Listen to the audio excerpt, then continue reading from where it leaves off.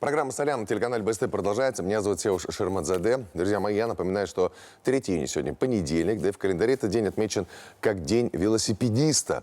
Как к этим участникам движения мы хотим сегодня особенно уделить внимание вместе с нашими гостями, а точнее гостей в студии, дорогие друзья. Альбина Кадикова, у нас начальник отделения пропаганды госавтоинспекции города Уфы, ну и майор полиции. Альбина Федиковна, доброе утро. Доброе утро. Ну что, сегодня День велосипедиста. Вчера у нас прошел большой праздник, да, кто-то этому радовался, кто-то кричал: идите работать на завод. День тысячи велосипедистов, который собрал порядка 27 тысяч, это только официальных участников этого шествия. Как вообще в госавтоинспекции относятся к таким мероприятиям? Ну, это же перекрытие, это же опять разговоры постоянно с водителями, объяснение ситуации. Ну, в целом, да, каждый год набирает обороты такие мероприятия. Велосипед становится популярным среди жителей нашего города. Поэтому мы положительно, конечно, относим. Но помимо того, да, в рамках этих мероприятий мы обеспечиваем безопасность, перекрываем улицы и так далее. Велосипедисты свободно могут передвигаться по улицам нашего города. Но помимо этого, велосипедисты порой, когда мы смотрим на них в обычные дни, да, мы можем сказать, что не забывают о правилах дорожного движения. Да, они становятся такими же участниками, и необходимо эти правила соблюдать для их же безопасности.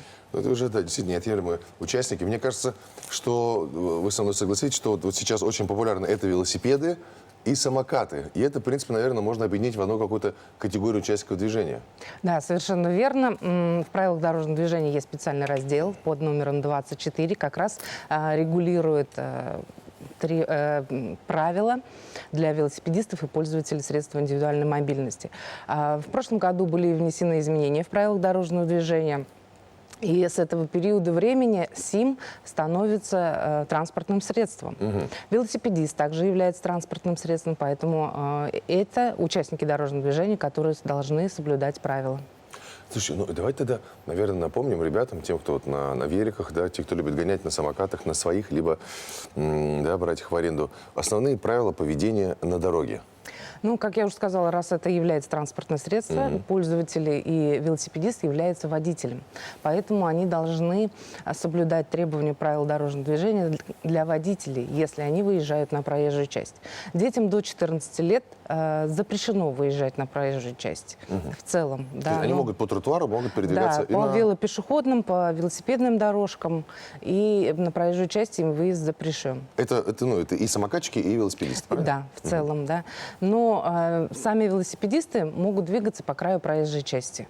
Взрослые уже, опытные. Взрослые, опытные, да. Но если у них в сопровождении есть несовершеннолетний ребенок до 14-летнего возраста, они могут с ним передвигаться, например, по тротуару и также по велопешеходным дорожкам. Но хотелось бы отметить, что пользователи СИМ и велосипедисты, когда двигаются по тротуару, в этот момент преимущество движения имеют пешеходы. Поэтому нужно быть предельно внимательным в таких случаях.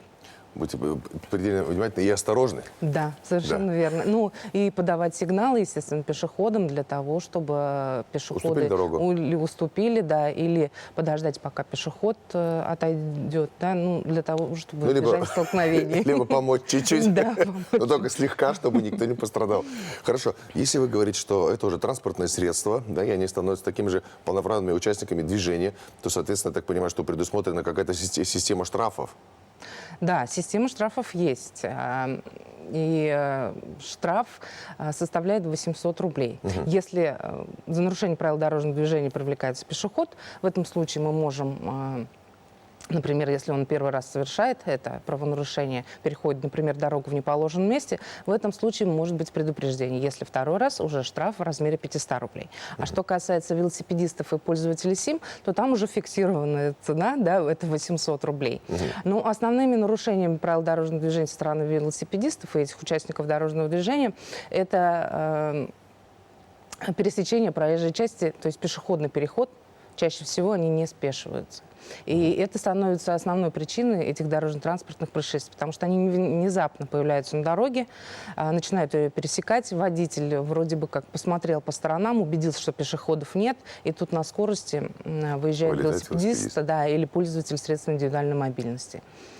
Слушайте, ну это прям самое частое, да, то, что нарушают велосипедисты. И почему нужно слезать с велика, чтобы перейти дорогу? Ну, потому что пешеходный Это переход, он для пешеходный переход пешеходов. для пешеходов. Да, для пешеходов. А как я уже сказала, раз он управляет транспортным средством, становится водителем, поэтому пешеходный переход только для пешеходов. Ну и самокатчиков то же самое, да? Это Да, касается совершенно верно. не только велосипедистов. Да, То есть, да. хочешь перейти дорогу, нужно слезть с самоката и перейти, соответственно, пешком. Да. Ну, самокат тоже Рядышком. нужно вести рядом с собой и вот таким образом переходить проезжую часть. Слушайте, по поводу самокатов, да, их по порядку 200 тысяч пользователей сейчас отмечается, да, по статистике того года. В этом году статистика, говорят, будет расти. И, соответственно, самое популярное, мне кажется, да, среди самокатчиков это кататься по несколько человек. Особенно вот юнцы, школьники, да, вот студенты садятся там по 2-3 человека и на самокатах там выдают какие-то, да, фигуры движения. Это вообще законно или нет? Ну вот с точки зрения правил дорожного движения передвигаться на электросамокате только может один человек, если не оборудовано дополнительное место. То есть если мы видим, что катается 2 или 3, да, как вы сказали, то это тоже нарушение правил дорожного движения, и также будет штраф в размере 800 рублей. Ну, сотрудниками госавтоинспекции вот в рамках ежедневного надзора мы проводим всевозможные и профилактические беседы, мы выходим в рейды совместно с общественниками, Центра общественной безопасности, сотрудники в этом участвуют. Также операторы этих электросамокатов, у них есть тоже своя система штрафов в случае нарушения пользования вот этих электросамокатов. То есть помимо правил дорожного движения, помимо штрафа за нарушение, и они могут получить еще штраф от этого кикшеринга, которым они пользуются. И мы, конечно, проводим разъяснительную работу, потому что, как показывает практика, не все пользователи средств индивидуальной мобильности знают о правилах. То есть они пользуются им, можно сказать, в качестве передвижения, но о том, что существуют правила, еще не все знают. Слушайте, ну а что вот лучше? Вот вы, как уже сказали, что проводятся рейды, профилактические работы, разъяснения, разговоры. Понимает ли юное поколение сейчас, вот подростки же в основном пользуются, да, теми самыми самокатами, потому что, я почему делал такой упор на самокаты, потому что это сейчас вот супер популярно летом. Да, и те, кто сейчас нас смотрит, может быть, либо передадут, либо, может, сами наконец-то головой дойдут. Все-таки понимает разговора? Или вот именно вот штраф может только исправить человека?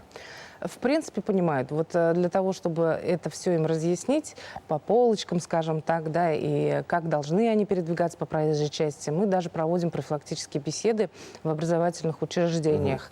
То есть мы готовим демонстрационные слайды всевозможные, рассказываем, как правильно вести себя на дороге, из чего состоит электросамокат и как на нем передвигаться. Но эта работа сейчас будет продолжена в детских оздоровительных лагерях в летний период. То есть, так скажем, отдел пропаганды не дремлет? Нет, совершенно верно. Мы везде и всегда. Наша главная задача – избежать как раз дорожно-транспортных происшествий с их участием. А оно может произойти даже по тому, что люди не знают, как это быть, как быть. Но незнание законов в любом случае не ограждает от наказания.